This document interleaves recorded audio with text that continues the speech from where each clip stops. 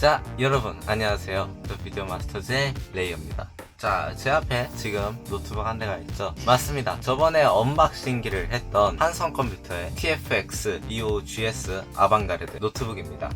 이번에는 리뷰를 하려고 들고 나왔는데요. 제가 막 오래되진 않았지만 그래도 충분히 사용해볼 건 다 사용을 해보고, 자, 솔직하게 있는 대로 다 말씀을 한번 드려볼게요. 일단은 여기 이렇게 충전기가 꽂혀있죠. 제가 지금 1박 2일로 캠핑을 가면서 편집 프로그램으로 컷 편집도 해보고 충전도 해보고 배터리 상태도 어떤지 좀 봐보고 여러가지 상태를 경험한 후라 배터리가 지금은 많이 없어요. 그래서 지금은 이렇게 꽂아두고 진행을 하겠습니다.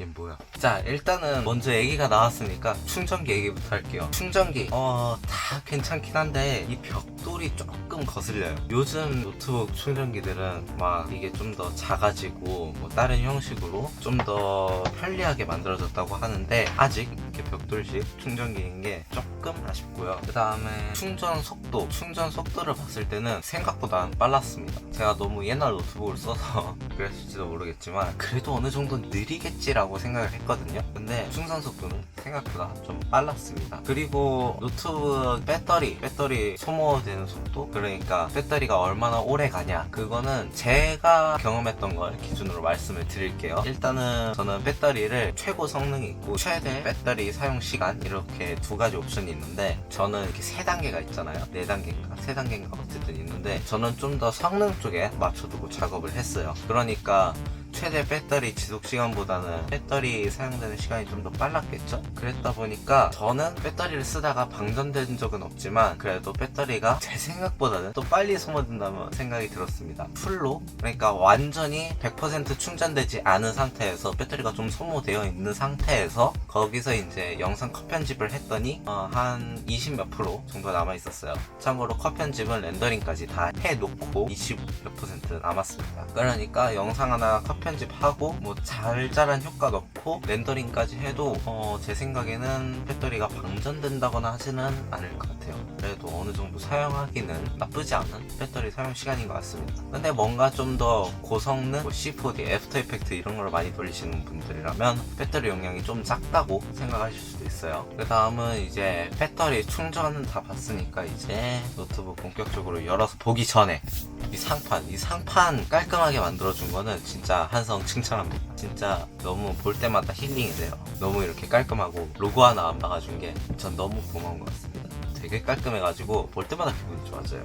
그 다음에 무게는 1.5kg 정도 나간다고 했는데 그 정도 딱 나가요. 저는 처음에 딱 받고 생각했던 것보다 무겁다라는 평을 했었는데 지금은 생각했던 것보다 가볍습니다. 익숙해졌나봐요. 한 손으로 들었을 때는 뭐 이 정도 성능을 가진 노트북 치고 굉장히 가볍다라는 걸 알 수 있고요. 그 다음에 포트는 일단은 여기 무슨 K 해가지고 잠금 표시 있는 그런 포트가 있고, 여기는 유선 랜, USB 포트 2개 있고, 헤드셋, 이어폰 같은 거 꽂고 들을 수 있는 포트가 있고, 마이크로 심카드, 이거는 제가 굉장히 고마웠어요. 이거 넣어준 게. 다른 분들은 굳이 이걸 넣었어야 됐나 라고 말씀하시는 분들도 있는데 저는 이게 너무 고마웠던 게, 제가 기본적으로 촬영하는 기기가 오즈모 포켓이란 말이에요. 지금 찍고 있는 이 카메라가 DJI의 오즈모 포켓인데 오즈모 포켓은 SD카드로 촬영을 합니다. 제가 기본적으로 이 노트북을 사기 전에는 데스크탑으로 옮겨야 됐으니까 이걸 꽂고 또 USB 커넥터를 또 꽂고 그 다음에 이렇게 꽂아서 파일을 옮기거나 사용을 했거든요. 근데 이거는 그냥 여기서 마이크로 유심 뽑아다가 여기다 꽂으면 바로 인식이 되고 바로 파일을 옮길 수가 있어요. 그래서 저는 이렇게 마이크로 유심 포트를 이렇게 넣어준 게 저는 한성한테 너무 고마웠습니다.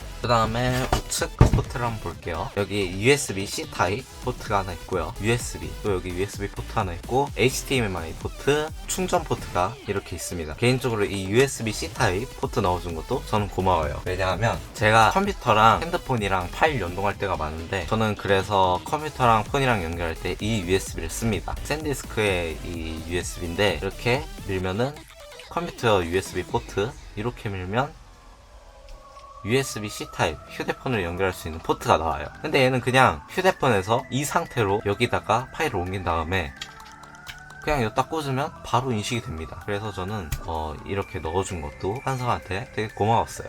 포트는 이 정도 되는 것 같습니다. 뭐 여기에 좀 더 다른 포트도 있었으면 좋았을 것 같다는 의견이 있을 수도 있는데 저는 이 정도면 포트 충분하다고 생각이 들거든요. 자, 그 다음에 컴퓨터를 열어볼게요. 일단은 전원부터 켜볼게요. 전원은 버튼을 이렇게 누르고 나면은 좀 한 몇 초 뒤에 이렇게 불이 들어오면서 전원이 켜지게 됩니다. 이건 좀 불편했어요. 켜지고 바로 불이 들어오면서 바로 이렇게 딱 켜져야 이게 맛인데, 켜고 한 몇 초 안 됐다가 이렇게 들어오니까 그건 조금 불편했습니다. 그 다음에 충전 포트를 연결했을 때 충전이 되고 있는지 확인할 방법은 여기에 있는 LED로밖에 볼 수가 없다는 게 또 불편했습니다. 닫은 상태에서 얘가 충전이 되고 있는지 안 되고 있는지를 알 수가 없으니까 꼭 이렇게 열어서 여기에 있는 불빛을 확인을 해줘야만 했습니다. 일단 딱 꽂으면 이제 LED 불빛이 들어오면서 인식이 되는 그런 형태인 거죠. 그 다음에 키보드 백라이트. 키보드 백라이트는 요즘 노트북에서 이제 많이 적용되고 있다고 하고 하는데, 저는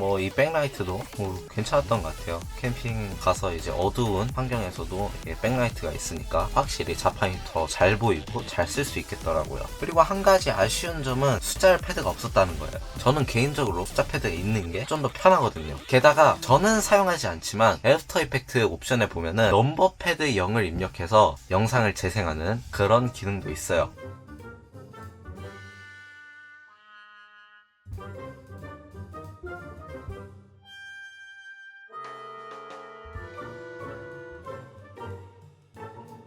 근데 넘버 패드를 이미 데스크탑에서 쓰고 있다가 이 노트북을 딱 받았을 때 넘버 패드가 없네? 그러면은 이제 어쩔 수 없이 자기가 익숙하지 않은 다른 옵션으로 바꿔 써야 된다는 그런 불편함이 있을 수도 있을 것 같습니다. 그 다음에 자판 일단 전체적으로 보면은 키캡이 굉장히 넓어요. 키캡이 굉장히 넓어서 타입 칠 때 굉장히 편합니다. 그 다음에 여기를 딱 보니까 생각이 나는 게 이쪽 있죠, 이쪽. 굉장히 뜨겁습니다. 발열을 제대로 못 잡았다고 하는 게 맞는 것 같아요. 그리고 쿨링 팬도 시끄러울 때 굉장히 시끄럽습니다. 조용한 도서관에 가서 사용을 해도 될 정도예요 라고 말씀을 하시는 몇몇 유튜버들이 계셨는데, 이게 시끄러울 때는 진짜 시끄러워가지고 조용한 도서관에 들고 가면은 한순간에 인싸가 될 수 있는 그 정도 이제 소리가 나기 때문에, 조용한 도서관에 가서 문서 작업 같은 걸 하면 모르겠지만 저처럼 컷 편집이라도 하면은 굉장히 소리가 좀 많이 나기 때문에 조용한 데는 안 가시는 걸 추천드려요. 그리고 아까 뜨겁다고도 했는데 솔직히 여기에만 손 안 대면 문제는 없을 것 같은 게, 그냥 이렇게 키보드 대고 이렇게 사용할 때는 여기도 안 뜨겁고 여기 디스플레이 쪽도 뜨겁지 않아요. 근데 딱 여기만 뜨겁습니다. 딱 여기만 뜨겁기 때문에 그렇게 여기다가 손을 대지 않는다면 발열되는 부분을 이렇게 만져서 뜨거운 그런 불편함을 느끼는 그런 일은 거의 없을 것 같아요. 그 다음에 터치패드는 일단 넓어서 좋긴 해요. LED 불빛이 있어요. 지금은 안 보이죠? LED 불빛이 통상적으로 꺼져 있으면 사용이 불가능한 거고, 켜져 있으면 사용이 가능한 거라고 사람들이 인식에 대부분 심겨 있어요. 저만 그런가요? 이건 아닐 것 같아요. 근데 여기서 놀라웠던 점은 이 LED 있는 쪽을 두 번 터치하면은 터치패드를 쓸 수 있고 안 쓸 수 있고 이렇게 됩니다. 그러니까 LED가 켜져 있는 상태에서는 터치패드 사용이 불가능한 거고, 이렇게 두 번 눌러서 LED를 껐을 경우에는 터치패드 사용이 가능한 거예요. 그래서 저는 이 부분은 조금 의아했습니다. 굳이 이렇게 만들었어야 됐나 싶기도 하네요. 그 다음에는 이 스티커 붙여져 있는 것들에 대해서 좀 얘기를 해볼게요. CPU부터 볼게요. CPU는 개인적으로 이제 CPU를 가장 많이 잡아먹는 프리미어 프로로 컷 편집을 했을 때 끊기는 경우는 하나도 없었습니다. 그만큼 좋았어요. 그러니까 적어도 제가 프리미어로 컷 편집을 돌리고 간간히 가우시안 블러 같은 효과를 넣었는데 대부분 무겁지 않은 효과고 무겁지 않은 일들이긴 했지만 하나도 끊김없이 굉장히 원활하게 돌아가는 CPU, 이거는 굉장히 쾌적하고 좋았어요. 그 다음에 문제, 그래픽카드죠. 제가 이걸 왜 문제라고 했냐면, 저번에 언박싱기를 보신 분들은 아실 거예요. 제가 처음에 언박싱을 할 때 인식이 안 됐었습니다. 근데 인식하는 방법은 제가 그 언박싱 영상에다가 해놨고요. 어쨌든 인식을 시켜놓고 제가 이 그래픽카드를 제대로 볼 수 있는 애프터 이펙트라든지 그런 걸 한 번도 돌린 적이 없어요. 그 다음에 사운드 블라스터 5 해가지고 이렇게 스피커 나와 있는데, 제가 언박싱 영상에서 얘기를 했었는지 가물가물한데, 저는 노트북에서 소리를 그렇게 중요하게 생각하는 편이 아니에요. 왜냐하면 저는 어차피 다 이어폰으로 듣거든요. 저는 항상 휴대폰도, 저기 있는 데스크톱도, 여기 있는 것도 저는 다 헤드셋 아니면 이어폰으로 듣습니다. 그래서 저는 이 본체 스피커 성능보다 이어폰의 성능이 더 중요한 편이라 소리는 그렇게 좋지 않다는 평이 아방가르드가 있었어요. 근데 저는 신경을 성능을 별로 쓰지 않고 성능만 좋으면 됐지, 영상 편집할 때 끊기지만 않으면 됐지, 그리고 샀는데 제가 캠핑 갔을 때 이어폰 꺼내기가 너무 귀찮아서 그냥 이 통짜 상태로 편집을 해봤어요. 생각보다 심각했습니다. 어땠냐면 스피커가 소리가 요 밑에서 나요. 스피커가 요 밑에 있어요. 그래서 굉장히 이렇게 놓고 작업할 때 굉장히 답답해요. 그래가지고 어디서 이렇게 답답한 소리가 뭐 때문에 이렇게 나는 거지 했는데, 이 노트북의 스피커가 이렇게 밑에 있다 보니까 이렇게 답답한 소리가 났던 것 같습니다.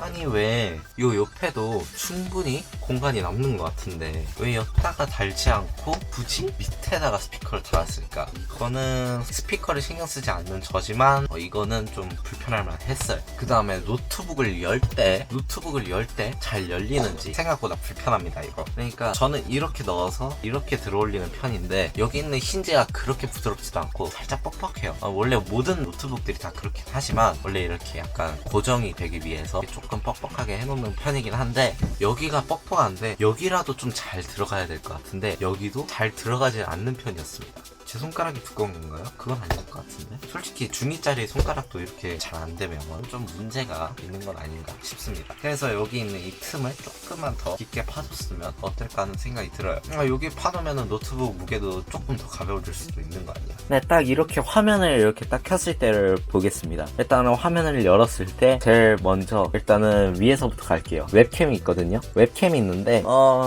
웹캠의 성능을 봤을 때 그닥 좋다는 느낌을 받진 않았습니다. 원래 뭐 노트북에서 웹캠을 그렇게 중요하게 보는 사람은 몇 분 안 계실 거예요. 근데 뭐 좀 더 좋다면 괜찮겠죠. 화상 통화를 할 때나 뭐 그런 거 할 때 자기 얼굴이 좀 더 괜찮게 나오면 괜찮은 거잖아요. 그 다음에 이 캠을 통해서 윈도우 헬로를 사용해서 얼굴 인식으로 로그인 하는 게 가능했습니다. 근데 저는 얼굴 인식에 대한 불신이 있어서 저는 계속 패스워드를 사용하는 중이에요. 그리고 요 밑에 디스플레이 이 베젤 쪽을 보면은 요 옆은 되게 가늡니다. 요 옆은 그래도 베젤 좀 많이 줄인 것 같아요. 근데 요 밑에는 많이 두껍습니다. 여기 있던 베젤들을 다 밑에 몰아넣은 느낌이에요. 여기서부터 제 엄지손가락을 넘어가는 정도가 베젤입니다. 그래서 이거는 조금 베젤이 여기만 얇고 여긴 좀 많이 큰 거 아닌가. 이럴 거면은 차라리 프리미어에서 좀 더 영상 편집하기 편하게, 그리고 화면도 좀 더 크게 16:10 비율로 만들면 어땠을까라는 생각이 들기도 해요. 그리고 영상 편집에서 가장 중요한 거는 이제 색이죠. 색 보정 작업 같은 걸 할 때 이 색이 얼마나 정확하게 보여주느냐, 그래서 색 보정을 했을 때 내가 원하는 색이 잘 나오느냐, 이게 영상 편집에서는 상당히 중요합니다. 근데 sRGB 100%, NSDC인가 어쨌든 그 72% 디스플레이를 적용했다고 하는데 괜찮았어요. 제가 볼 때는 제가 이렇게 편집한 것들 저는 어떤 색인지 알잖아요. 근데 꽤 정확하게 표현을 해내고 있는 것 같고, 그 다음에 60Hz 디스플레이도 굉장히 잘 보여주고 있는 것 같아요. 이 영상이 지금 60프레임인데 굉장히 부드럽게 잘 보여주고 있죠. 그 다음에 뭐 인터넷 연결 속도, 블루투스 이외에 막 부가적인 기능 같은 거, 이런 걸 다 봤을 때는 인터넷 연결 속도, 블루투스 연결 속도 다 빨랐습니다. 다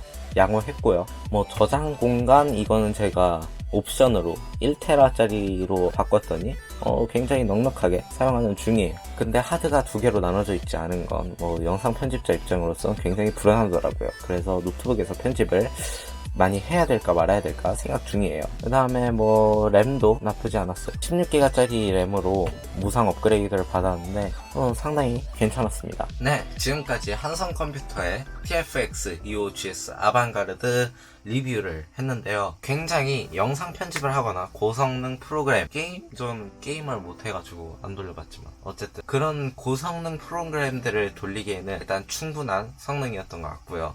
뭐 깔끔한 디자인, 넓은 터치패드, 키감이 좋은 키보드, 뭐 이런 것까지 굉장히 괜찮고 살만한 노트북이었지만 뭐 사소한 것들에서 조금 아쉬움이 남는 그런 노트북이었습니다. 그럼 오늘 영상은 여기까지고요. 저는 다음에 또 더 재밌고 더 유익한 영상으로 찾아뵙도록 하겠습니다. 지금까지 더 비디오 마스터즈의 레이어 계층이었습니다. 감사합니다.